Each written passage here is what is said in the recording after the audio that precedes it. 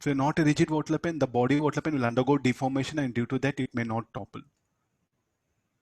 Conditions of toppling cannot be defined easily. So what all we discussed is strictly applicable for what? Rigid body only.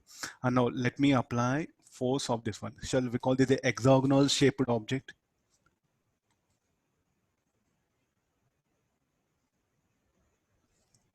Let the dimensions of side length be A.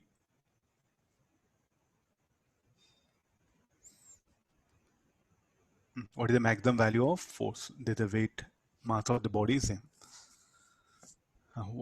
So what to do now?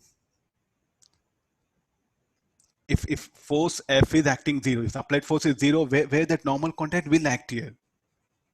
Get this one? So I'll increase applied force, then the normal contact will shift. It will come here. I'll increase applied force. So the normal contact, can it act till here? Okay, sir, because the edge is there. I think there's a wrong, no? How come, is it possible? What do you mean? What is the definition of normal contact? Two surfaces should be contact. Is it hexagonal object, rigid body? Is it in contact with the ground at this particular point here? Not there, no? So what is the maximum permitted shift? The shift is still here only. So the weight mg will act here. So we should calculate this height. And we know this should be equal to how much? A by 2. So what is the maximum permitted value of f? Fy should be equal to mg A by 2. What is y? Y, I'll take help of this triangle.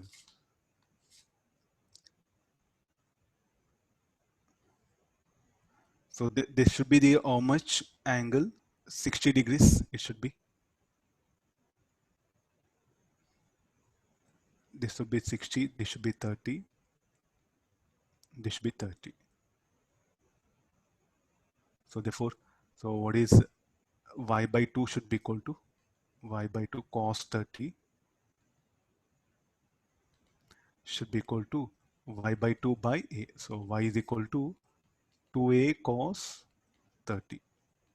Cos 30 root 3 by 2. A root 3. So therefore, what is the value of y? A root 3. So I'll substitute here. A root 3 mg A by 2. So what is f is equal to now? Mg 2 root 3. So if you apply force less than this, it will not topple. If I apply force greater than this, it will topple about what point? About P. In fact, there will be a friction acting. So like this, different shaped objects will come. Different shaped objects will come. Like this, we can discuss the toppling.